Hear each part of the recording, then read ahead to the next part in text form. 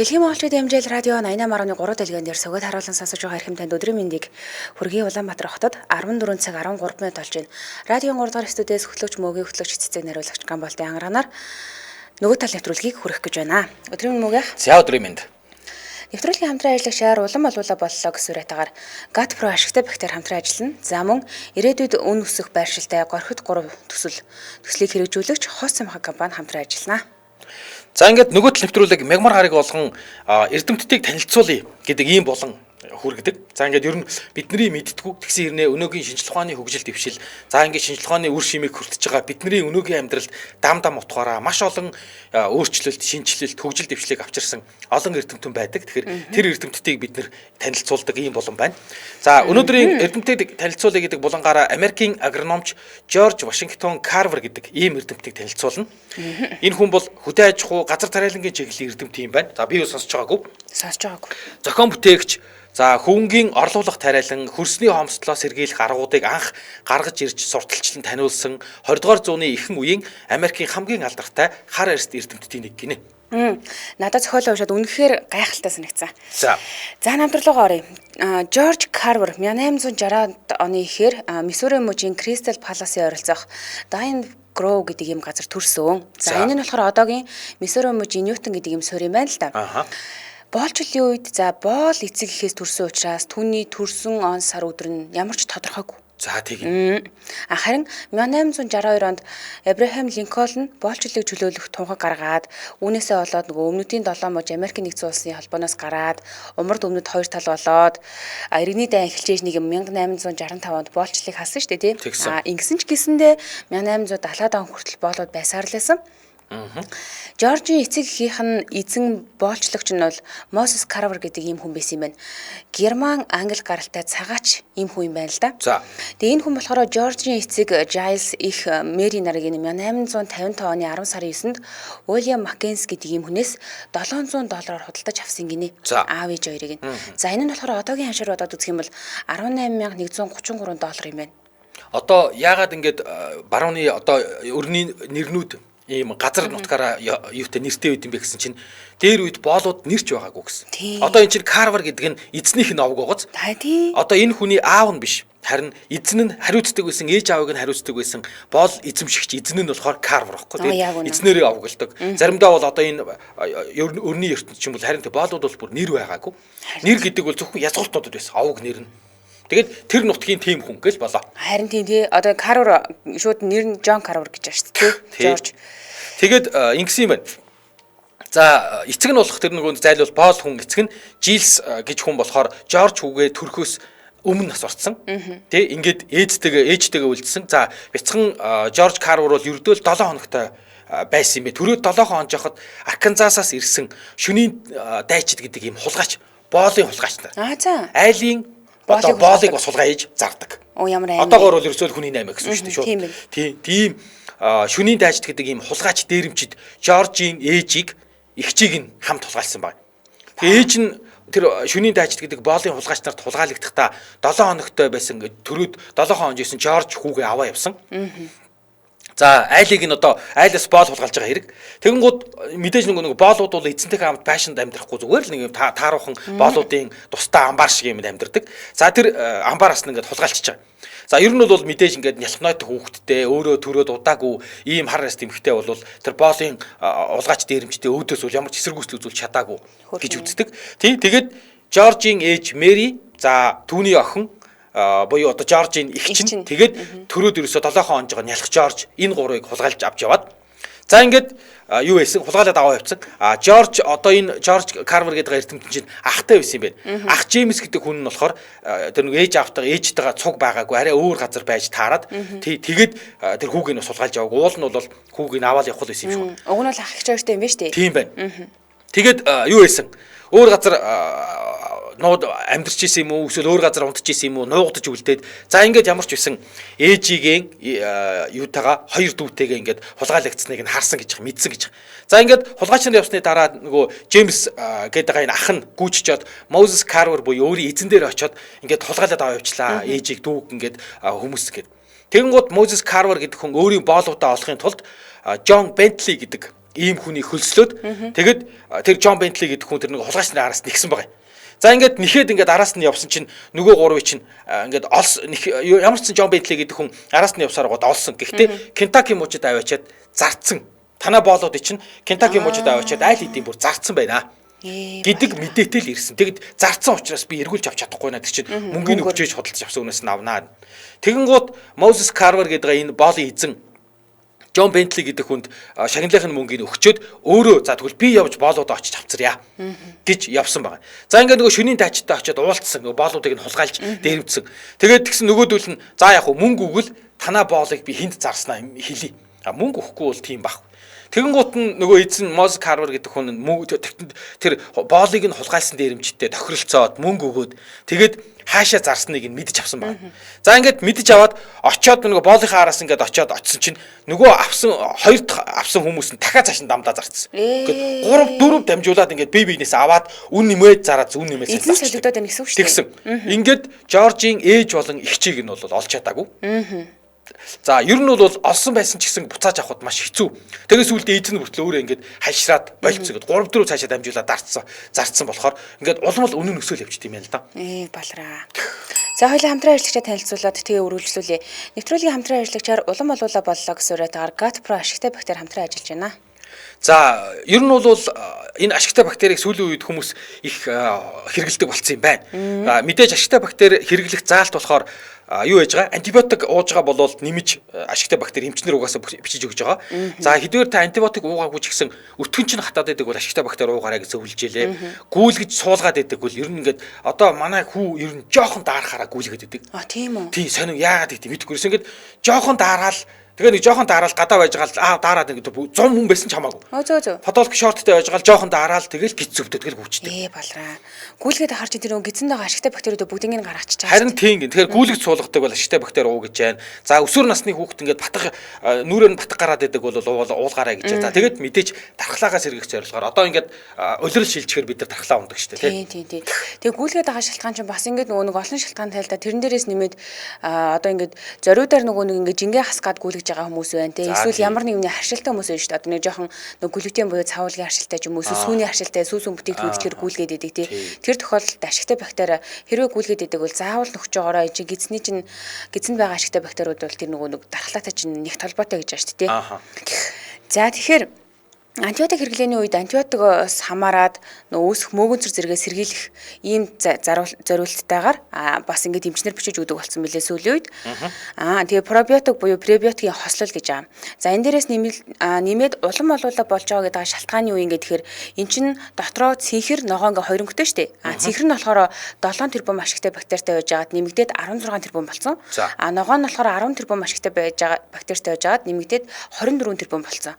За ингээд зөвхөн бактери олуулаа бас юм биш. Энэс гадна нэмэлтээр биднэрт хэрэгтэй эрдэс бодисууд бас нэмэгдсэн. Жишээлбэл тэр цэнхэр дээр нь болохоор селен, цайр нэмэгдсэн бол ногоон дээр нь болохоор б-ийн төрлийн витаминууд бас нэмэгдсэн мөлий. За нэмээд ашигтай бактери дээр нэмээд ингээд эрдэс витаминтай болсон юм шүү дээ.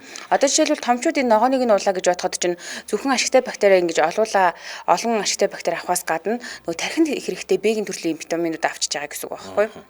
За бүх эмийн сангуудаар худалдаалагдчихж байгаа. Тэгээд зарим хүмүүс бол ингэж зөвлөж ил ашигтай бактери уухтаа өглөө өлөн дээр уучаарай. Тэгдэм билээ. Эмчнэр тий.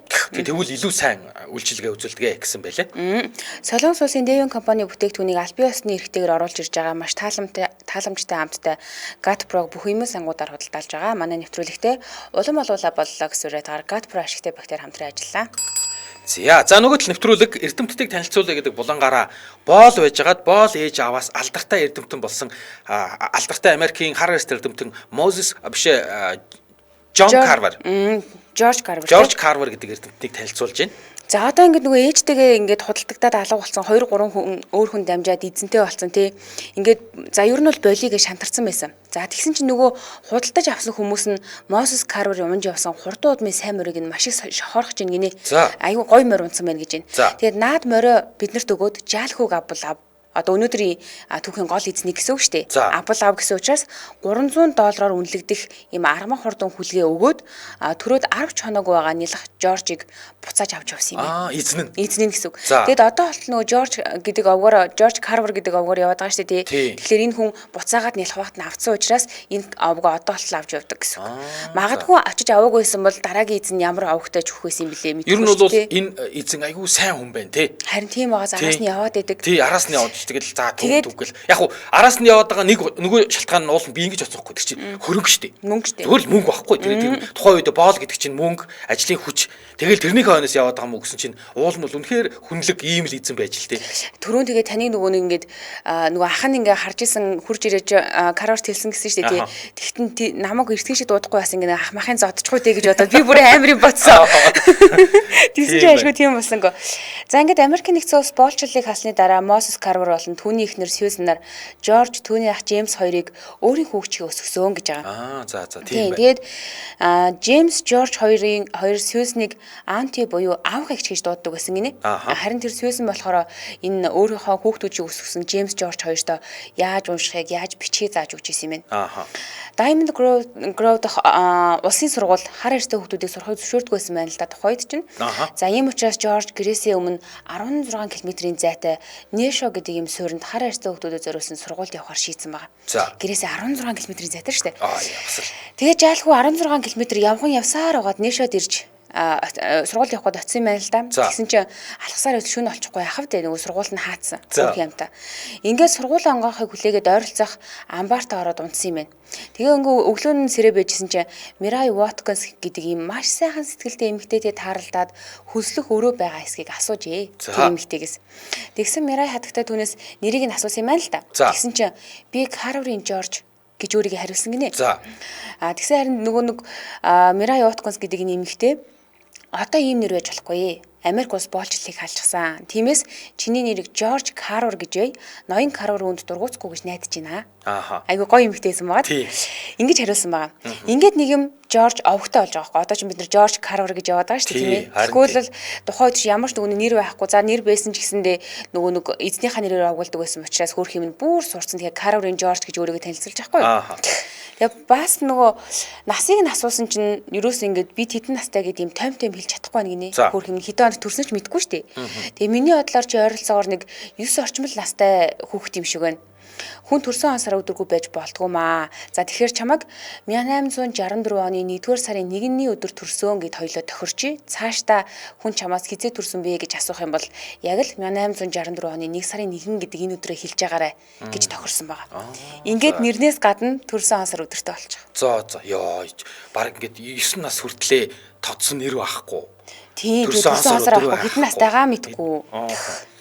За ингээд тэр Мирай Watkins гэдэг хатагтай бол их сайхан сэтгэлтэй тус жимхтэй байсан гэж бичсэн байлээ. Тэгээд Жоржд чи сургуульд ороод чадах бүхнээ сурч аваа. Харин дараа нь сурсан мэдснээ энэ дэлхий дээр байгаа хүмүүст буцааж түгээж өгөх ёстой гэж хэлсэн байгаа. За ингээд энэ үг Жоржд маш их сэтгэл төрүүлсэн, гүн сэтгэл төрүүлсэн.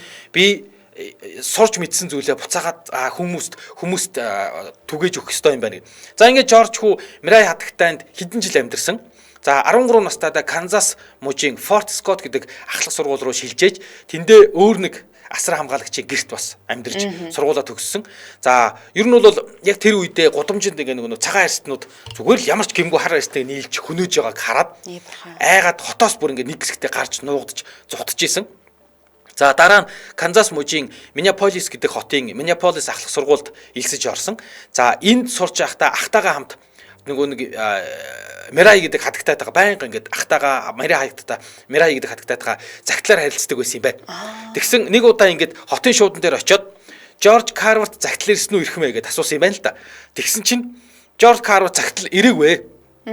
Гэснээ өөр Жорж Карверт ирсэ чамд биш. Гэсэн юм байна. Тэгснээ нөгөө шуудангийн хүн нь чи ерөөсөө middle name буюу одоо тий өөрөө хоёр үетэй нэртэй 3 дахь үе дунд нэрээ аваа. Тэгэхгүй бол энэ хотод ч хичнээн ч Жорж Карвер гэдэг юм бэ. Шуудангийнх нэг чи Америк нэгдсэн улсын шуудангийн албыг ингэж бодлуулж төөрөгдүүлж болохгүй гэж хэлсэн ба. Тэгхэн гут нь одоо юу гэдэг яалтчгүй шахалтаар ингээд Жорж Карвер гэдэг хоёр нэр байсан чи middle name дундаа дахиад нэр оруул тэгжээ чамайг ялгах нэгэн гут. За тэгээ тэгээд за тэгвэл би Вашингтон гэдэг нэрээ авлаа. Жорж Вашингтон Карвер гэдэг нэр сонгогдсон байгаа нөхөр өөрөө. За. Тий. Тэгэд яагаад чи ийм нэр сонгож байгаа юм бэ гэсэн чи яагаад болохгүй гэж хариулсан. Ер нь бол Жорж Вашингтон Карвер гэж нэрлсэн ч гэсэн угаасаа ер нь бол хар арьс дээр гэдэг нөгөө боолчлоос чөлөөлөгдөд тэгээд тэд нар чи бүгдээрээ бичиг баримтгүй нэргүй байгаа байхгүй. Тэгэнгүүт боолууд ихэнхдээ Америк нэгдсэн улсын ерөнхийлөгч байсан бишээ нөгөө эрхчлэн тунхыг бичсэн Вашингтон за ерөнхийлөгч Линкольн гэдэг алдартай улс төрчдийг одоо хүндэтгээд нэрийг дандаа өөртөө оруулж исэн юм байна. Тэгээ одоо ч гэсэн ингээд үзэхээр ер нь бол Вашингтон юм уу Линкольн гэдэг нэртэй хүмүүсийн ихэнх нь хар арьснуудын үр удам байдаг гин. Зөө. Тий, хар арьснуудын үр удам байдаг гэж байна. Зөө. Тий, одоо миний мэдхээр Дензел Вашингтон байна. Магадгүй Дензел Вашингтон одоо ийм одоо боол гаралтай байсан уу юу гэдгийг мэдэхгүй байна л да. Тий. Зөө. За Жорж Карвер алхах сургуулаа төгсөөд Канзас мужийн Хайленд их сургуульд элсэх гэсэн чинь түүнийг хар арьстайгээ сургуульд авдаггүй. Ингээд 1886 оны 8 сард Карвер галт тэргээр аялж агаад Биллер гэдэг газрын ойролцоо байшин бариад жижигтэр цэцэрлэг төрөлн байгуулад тэндээ ургамал цэцэг тариад геологийн цуглуулгатай болж байна. За ингээд 69 мянган метр квадрат талбайг гараараа хаглаад будаа, эрдэнэ шиш, бусад ургамал, замун түнчлэн төрөл бүрийн жимсний мод, мод, бут, сөөг тарьсан юм байна л да. Аюу гоё бүтээлж байгааз. Ингээд газар тариалан эрхэлдэг фермер болчихж байгаа юм л та. Тэгэхээр нэгэнт ингээд өөрөө ингээд чадаад байгаа учраас энийг ашиглаж мөнгө олъё гэж одонгуудаа том юм хотуудад очиод ингээд хөлсөөр цэцэрлэгжүүлэлт мод тарих ажлыг хийж мөнгө олдог байсан гинэ. Амьсгалаа залгуулдаг байсан. 1888 оны ихэр Жорж Карвер Нээс хотын банкнаас сургалтын төлбөр гэдэг зориултаар $300 зээл аваад тэгээ 6 дугаар сард нь хотоос явж ийн л та. 1890 онд Карвер Айова мужийн Симпсон коллежид урлаг төгөлдөр хураар суралцаж элсэн гинээс суралцахаар ирсэн. Тэгсэн чинь түүнийг нөгөө урлагийн багш нь Эта Бад гэдэг хүн Карверыг ингээд цэцэг ургамал зурх сонирхолтойг нь хүлээн зөвшөөрөөд тэгээ ингээ ярилцаж үзсэн юм байна. Чи юу нэг яагаад ингээ заавал цэцэг ургамал сонирхоод идэв энэ яадын тэр нь яадын гэсэн чинь нөгөөдөг чинь бүр ингээд фермерийн аж ахуй ургамлын талаар нэлээд мэдлэгтэй болж таарч ийн л та. Тэгээд энэ мэдлэгтэйг нь хараад багш нь Айова мужийн хөдөө аж ахуйн коллежид ургамал судлалын чиглэлээр чи суралцаач. Ер нь чамд авьяас байгаа юм биш үү? Тэгээ дээрээс нь өсөж сонирхолж гэсэндээ байна штэ. Гэт ингээд зөвлөсөн гинэ. Урлагийн багш нь урлагийн сургуулийн багш. Уул урлагийн сургууль. За 1430 минут болж байна. За нэвтрүүлгийн дэмжийн ажиллагчаа танилцуулаад өргөжлүүлье. Нэвтрүүлгийн дэмжийн ажиллагчаар Акибано Наклад Япон чанарыг Такатагаас гэсвэратаагаар дэмжиж ажиллаж байгаа. За чанар бол аюулгүй байдал Акибано Наклад. Тэгээд ер нь бол энэ наклад керамик материалаар хийгдсэн учраас 500 Цельсийн 500-аас 600 хэм хүртэл өндөр халалтанд тэсвэртэй. Барьцалдах чадвар маш өндөр. За дуу гаргахгүй одоо ингээд торомж гიშгээр дуу гаргахгүй. Пиланзанд зураас үүсгдэггүй, гимтэл учруулдаггүй, илэгдэл нь удаан гэдгээр онцлог давуу талтай. Акибано Наклад Таката Япон сэлбэгийн дэлгүүрийн Улаанбаатар хотын 6 салбараар хүргэлттэйгээр сервис үйлчилгээтэйгээр худалдаалагдж байгаа. За утасны дугаар 7272 11 11 72 72 11 11 нэвтрүүлгийг Япон чанарын Такатагаас гэсвэратаагаар Таката дэмжиж ажиллаа. Баярлалаа. За баярлалаа. За ингээд 1891 онд Айова мужийн хөдөө аж ахуйн коллежид элсэн болсон. Нөгөө урлагийн сургуулиасаа гараад нөгөө багш нь чи хөдөө фермер аягүй сонирхт юм байна. Ургамалтайгаа сонирхт юм байна. Энэ чиглэлээр сургуульд орооч гэд багшийнхаа үгэнд ороод Айова мужийн хөдөө аж ахуйн коллежид элсэжээ. За ингээд муж улсын хэмжээнд анхны хар арьстай оюутан болсон. Тэр чи аргагүй 1891 он. Тийм л дээ. Тий. Тэгээд Жорж Карвер 1894 онд хүний өөрчилсөн ургамлууд гэдэг сэдвээр хөдөө аж ахуйн бакалаврын зэрэгээ хамгаалсан байгаа юм. Одоо өөрөөр хэлбэл селекц хийсэн ургамлууд гэсэн үг юм байна. Тийм юм байна. Тий. Тэгээд Айова мужийн их сургуулийн профессор Жозеф Бад, Луис Памел гэж ийм хүмүүс Карверт магистрийн зэрэг хамгаалаач ээ. Чи ингээд тий маш сайн оюутан байна. Үргэлжлүүлэн сураа гэж ятгсан юм байна. За ингээд Луис Памел гэж хүн тухайн үедээ бол маш алдартай эрдэмтэн байсан. Тэгээд Жорж Карверт магистрантурт элсээд 2 жилийн хугацаанд Луис Памел гэдэг багшийнхаа хажууд Айовагийн туршилтын станцад судалгаа хийсэн. За энд байхдаа энэ эрдэмтэн ургамлын эмгэг судлал, мөөгөнцрийн чиглэлээр ажиллаад за ер нь энэ ажлаас нь болж үндэсний хэмжээнд Америк нэгдсэн улсын бүр үндэсний хэмжээнд хүлээн зөвшөөрсөн мундаг ургамал судлаач гэдгийг хүндлэх болсон гэн эрдэмтэд. Жорж Карвер гэж энэ эрдэмтэн 1896 онд ургамал судлалаар шинжлэх ухааны магистрийн зэрэгээ хамгаалсан. За бас Айовагийн их сургуульд багшилсан. Одоо багшуулаад эхэлсэн. Тэгсэн. Ингээд анхны хар арьстай оюутан байсан бол одоо Айова мужийн хамгийн анхны хар арьстай их сургуулийн багш. гэсэн. Тэгэхээр ер нь олон анхдагч зүйлсийн нэг болсон юм байна. Тэгээд оюутнууд болохоор энэ Жорж Карвер гэдэг анхны хар эрст багшаага доктор гэж дууддаг гэсэн юм л да. Доктороо гэж дууддаг. Тэгвэл аль бие ёсоор энэ хүн хизээч докторийн зэрэг хамгаалж байгаагүй. За. Тий. Тэгээд бүр заримдаа тэгдэг байсан гинэ. Оюутнууд нь доктороо гэж асуухаар хэлэхээр андуураад байна. Би доктор биш шүү дээ гэж. Уг нь бол магистр зэрэгтэй. Хэлдэг. Тий, магистр зэрэгтэй. Зүгээр л их сургуулийн багш профессор солооч аваагүй байсан. Тий, тэгээд гэхдээ ингээ нөгөө оюутнууд нь өөрөө ирэхгүй ингэж нөгөө нэг доктор юм шиг мэдэхгүй болохоор доктор юм шиг хүндэлж энэ хүн бол маш мундаг эрдэмтэн байна гэдэг дандаа доктороо гэж хэлдэг байсан. Тэгээд Симпсон коллеж болон Сайлма их сургуулиуд хүнд доктор цолоо олгож исэн. Гэхдээ өөрөө л докторийн зэрэг хамгаалаагүй хүн. Аюува мууж бүр хойно 94 онд хүмүүнлэгийн ухааны доктор гэдэг цолоор нэхэж шагнасан. Тэгэхээр 3 их сургуулийн хүнд доктор цолтой өөрөө бол яг ингээд нөгөө судалгаа шинжилгээний ажлаар ургамал судлаараа ч юм уу докторийн цолол хамгаалж байгаагүй. Ийм хүн юм байна. За 1896 онд Тускеки гэдэг ийм их сургуулийн анхны захирал ерөнхийлөгч Бүүкер Вашингтон Жорж Карверыг хөдөө аж ахуйн тихмийн эрхлэгчээр ажиллахыг урьжээ. За. Карвер тэнд 47 жил багшлаад тихмийг нь маш хүчирхэг судалгааны төв болгож хөгжүүлээд ажлах хугацаанд коллежийн 2 ерөнхийлөгчтэй хамтарч ажилласан гинэ. За энд ажиллаж байхдаа Карвер тариаланчдад талбайс сэлгээний аргыг заагаад сурталчлаад хүүн тариалсан газар нутгийн хөрсийг сайжруулах хэд хэдэн өөр бэлэн ургацыг нэвтрүүлээд газар тариалангийн бүтээгдэхүүний судалгааг эхлүүлж үе үеийн хар арьстай оюутнуудад газар тариалан яаж эрхлэх арга техникийг зааж өгч ирсэн юм байна л да. За. Карверыг Тускеки сургуульд авчирхын тулд Бүүкер Вашингтон дунджаас дээгүүр цалин амлаж исэн гэж шүү. Манайд ирээд багшилжаач гэхээр юм чин тухайн үед нэлээд хүндлэгдсэн байсан юм байна. Тэгээ бүр энэс гадна цалингаас гадна хувийн хэрэгцээнд зориулаад 2 өрөө байр гаргаж өгсөн гинэ. За. Карверыг хариуцжсэн мөн өөр нэг үүрэгт ажил нь болохоор сургуулийн харьяа хөдөө аж ахуйн туршилтын станцын фермнүүдийг удирдах явдал эсин гинэ. За ингээд фермерийн бүтээгдэхүүнийхээ үйлдвэрлэл борлуулалтыг удирдаад сургуультай орлого оруулах ёстой ийм ажлыг удирддаг байж л тийм. Энэ ажлаа уг нь сайн хийжсэн юм байна. Тэгсэн чинь хажуугаар нөө бичиг цаас тайлан гэл мэтчлэн энэ нөө бичих ажилд нэг жаахан түүртээд удирдлагатайгаа буюу нөгөө уурж авчирсан Вашингтон захиралтай үе үе маргалт тохсон юм байна л да.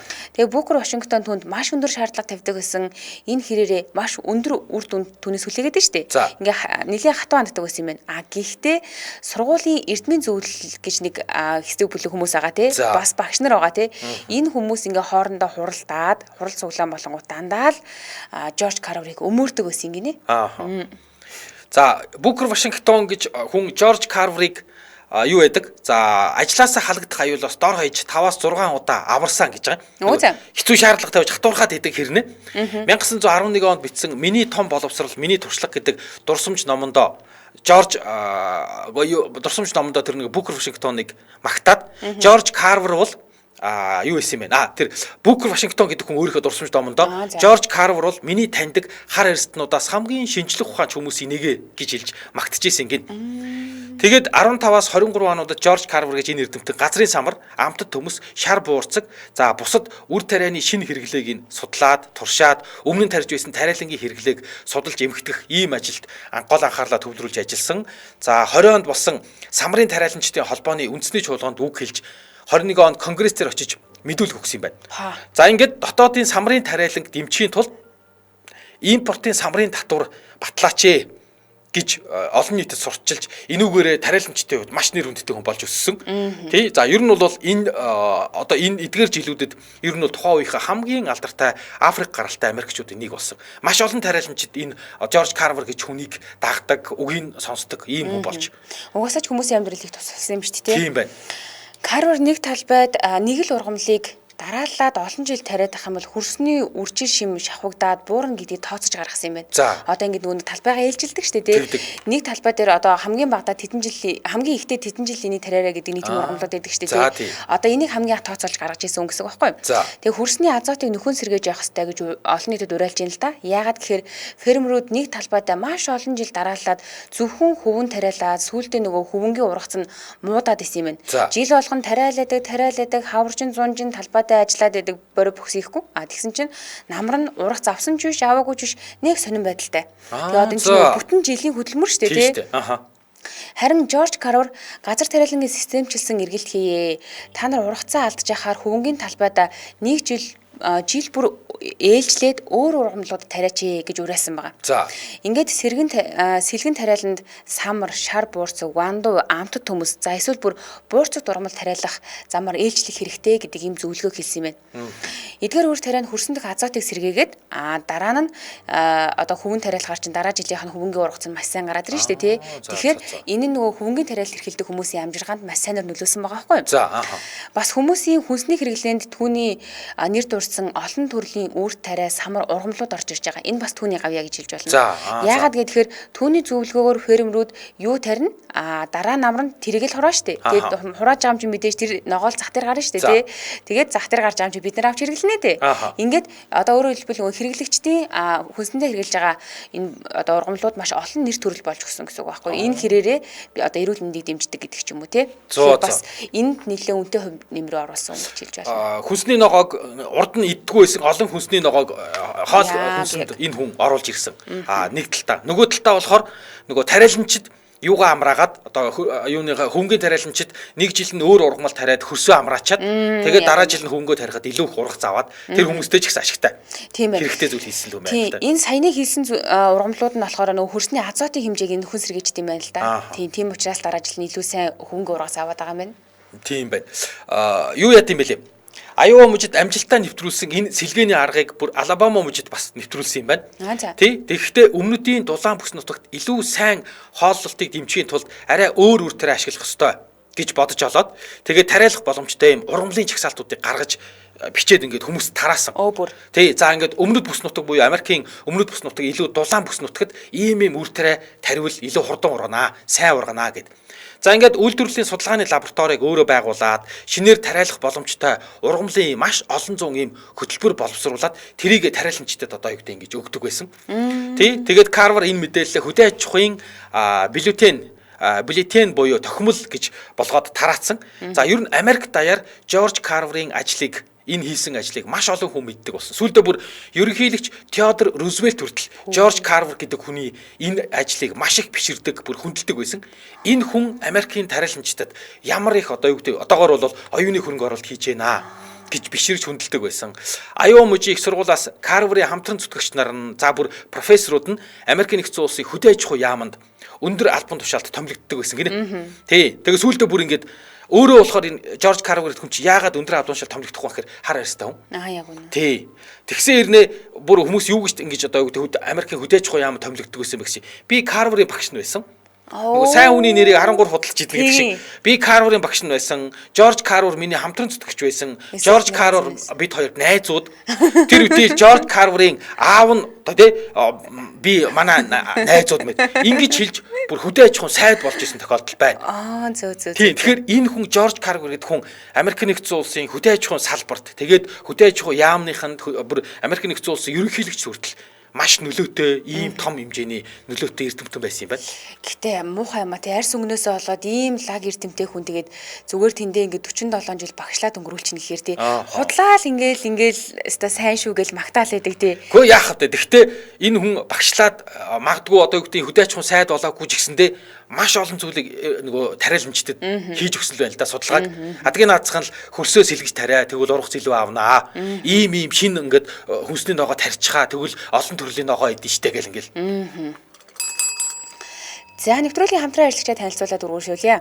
Ирээдүйд үн өсөх байршилтай Горхид 3 төслийг хэрэгжүүлэгч Хос цамхаг компани хамтран ажиллаж байна. За энэ юу хийж байгаа юм бэ? Горхид 3 гэдэг төсөл бол 4 улирлын 40 айлын цуслан хаус хотон. За. Тий. За байршил айгу сайтай орно. Засмал замаас 400 м-ийн зайтай. Ойрхон юм шүү дээ. Тий. Тэгээд за эрчим хүчний хэмнэлттэй буюу эко ногоон технологиор баригдсан гэж байгаа. Эрчим хүчний хэмнэлттэй буюу A нэмэх гэдэг гэрчлэгээтэй. За. Тэгсэн ингэж энэ хайбрид систем буюу гонхтой одоо энэ болохоор цонхтой шилэн орчинд шилэн вакуум орчинд дулаан хуримтлуулаад шөнийн цагтаа буцааж тэрийг ашиглах боломжтой ийм хавас юм байна. Хүч гонхтой юм болов цонхтой юм болов? Харин мэдэхгүй байна. Гонх гэдээ бас нэг тустай юу байдаг те байшингийн. Харин тийм юм шиг байна. Гонхтой гэж ütсэн байна те. Тэгээ энийг болохоор тайлбарлахдаа тэр нөгөө нэг юу вакуумч ингээд дулаанаа хадгалж штэ те. Тэрийгэл шөнийн цагт нь буцааж ашиглаад байгаа учраас эрчим хүчний хэмнэлттэй гэдэгтээ бас орж ийн л да гоё шийдэл болж өгч ийн гэсэн үг те. Канад технологийн модон хийцлэлтэй гэж энэ одоо Канад моднууд хамгийн сайн моднууд гэдэг шүү дээ. Хан болон дээвэр нь 20 см-ийн орс чулуун хүмүүн дулаалгатай. За мөн Nordic загварын 3 давхрын шилэн фасад буюу 5 м-ийн өргөнд 5-ыг харьцан 6 м-ийн өргөнтэй ийм том сарвал цонхтой гинэ. За мөн талбай сонголт нь 72.7 м2-аас 100 м2 хүртэлх ийм хоёр сонголттой байгаа юм байна. За цэвэр бохор нь мэдээ шийдэгдсэн. Цахилгаанаар халдаг. Нийт талбай 20% нь модчлолттой. Мод тарьсан. Төрийн банкны ногоон зээлээр авах боломжтой гэж байна. Энэ зээлийг шийдчихнэ гэдэг чинь бас боломж шүү дээ. 15 жилийн хугацаатай сарын 1.2% хүүтэй урьдчилгаа энэ байрыг та захиалаа гэвэл урьдчилгаа 20% төлөөд тэгээд төрийн банкны ногоон зээлээр 15 жилийн хугацаатаагаар сарын 1.2% хүүтэйгээр зээл авч болно. За энэ болохоор үнэн маш боломжтой юм байна. Яаж ингэ гэхээр ижил төстэй газруудтай харьцуулахад нэг метр квадрат нь 2,49,000-аас 2,500,000 төгрөгийн хооронд худалдаалагддаг гинэ. Тэгээд энэ нэлээд хямдхан үндэ орж ийн л да.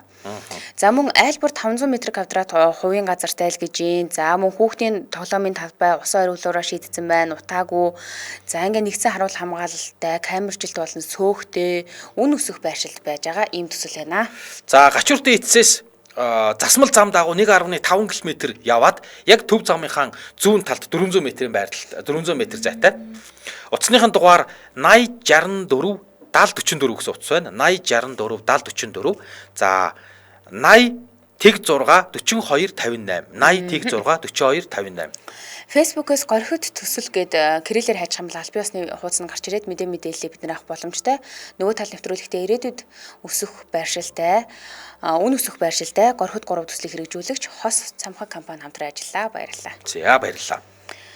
За Жорж Карвер маань цаашаа яасан бэ гэхээр одоо ингээд нөгөө нэрийг нь ингээд хүмүүс худалдаж идээд байна да тийм. За одоо тэгэхээр яг яаж түүний хүмүүс нь дээшгээ гарсан талаар ярил л да. За жишээлбэл ингэж түүний нөгөө тэнхмийн эрхлэгч байхад нь декан нь байсан Джеймс Уилсон гэдэг ийм хүн одоо 1897-оос 1913 онуудад хөдөө аж ахуй сайд болсон юм байна. За бас сургуульд хамт ажиллаж байсан дотны найзынх нь аав Хенри Уолс гэдэг хүн 1921-с 24 онуудад хөдөө аж ахуй сайд болж исэн юм байна. За түүний хүү баг Хенри Уолс нь Жорж Карверийн найз байсан байна л да. Тэгээ хожим нь болохоор улс төрд ороод 1933-аас 1940 онд Америк нэгдсэн улсын хөдөө аж ахуй сайд болж исэн.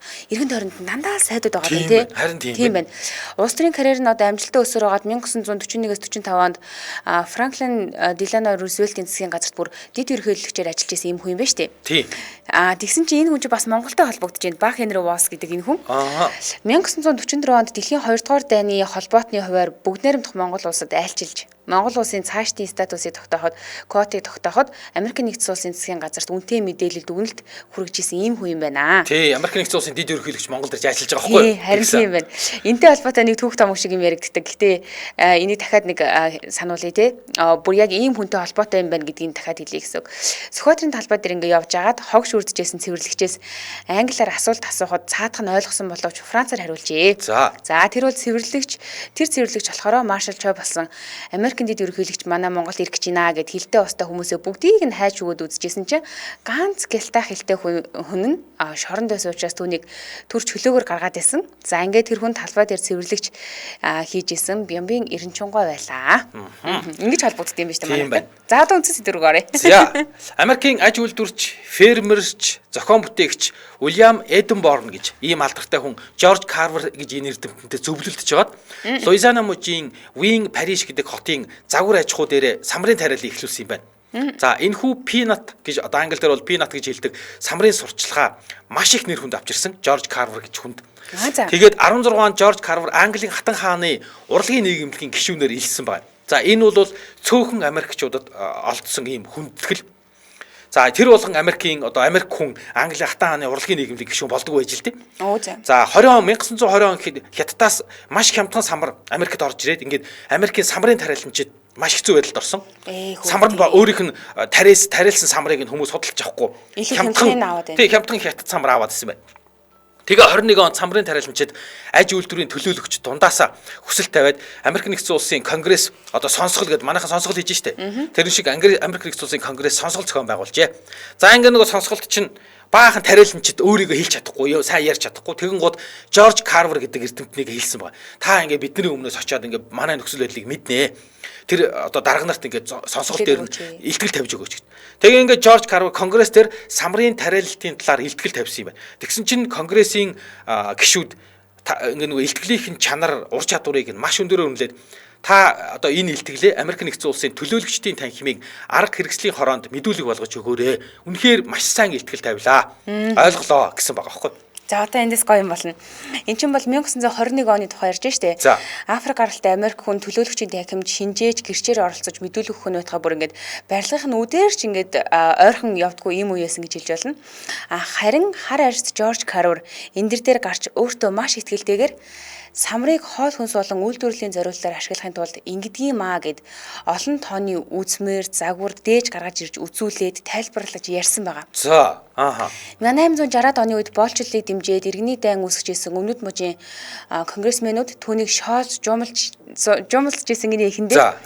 Тэгтээ Жорж Карвер самрын ач холбогдол Америкийн хөдөө аж ахуй үйлдвэрлэл хэрэглээний талаар яриад самрын сүв, самрын гурил, самраар хийсэн үйлдвэрийн будагч бодис болон бусад самрын бүтээгдэхүүн зэрэг танилцуулсан юм байна.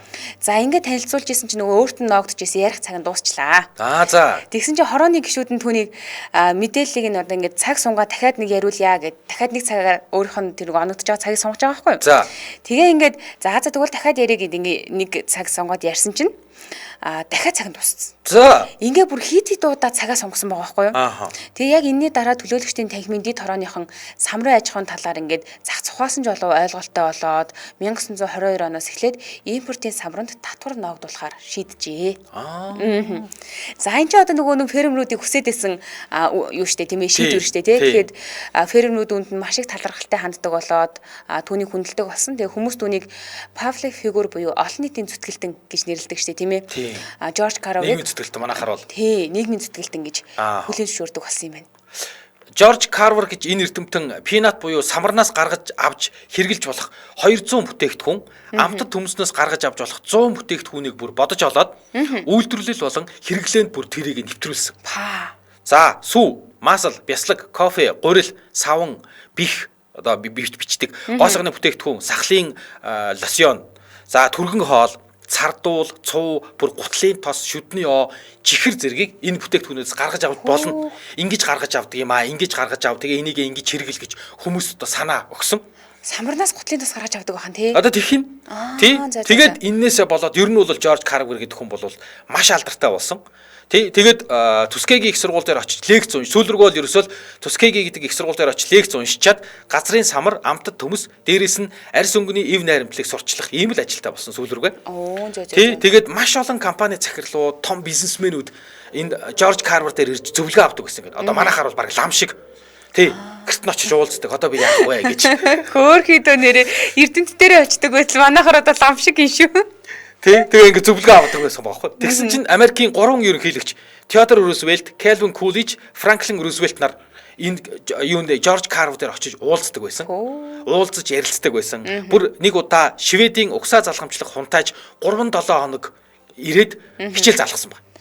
Энэ хүнээр. Тэгээд явсан. Тэгсэн алдарт Хенри Форд Мичиган мужи улсын Дирборн гэдэг хотод болсон баг хуралд Жорж Карверыг урьж үг хэлүүлсэн юм байна л да. Ингээд энээсээ хойш Хенри Форд энэ Жорж Карвер хоёр айгүй сайн найзууд болж. Тэгсэн Жорж Карвер хөгшрөөд эрүүл мэндэд нэлээд муудсан юм байна. Тэгсэн Тускегийн их сургуулийн дотор байранд Хенри Форд өөрөө хөрөнгийг нь гаргаад цахилгаан шот хийж өгсөн гинэ. Зүгээр л Жорж Карвер найзтай 47 жил ажилласан сургуульд нь. Тэгээд Карвер чи энэ лифтээр явж байгаарай. Би чинь хөлчин муудаж байна. Чи шатаар явж чадахгүй байна. За энэ лифтийг ингээ чам зориулж хийж өглөө гэж Хенри Форд найзтай зориулж бүр ингээ нөгөө амьдрдаг газарт нь лифт хийж өгсөн. Ямар гоё юм бэ. За Жорж Карвер амьдралынхаа туршид маш хэмнэлтэй амьдарсан хүн гэдэг юм байна л да.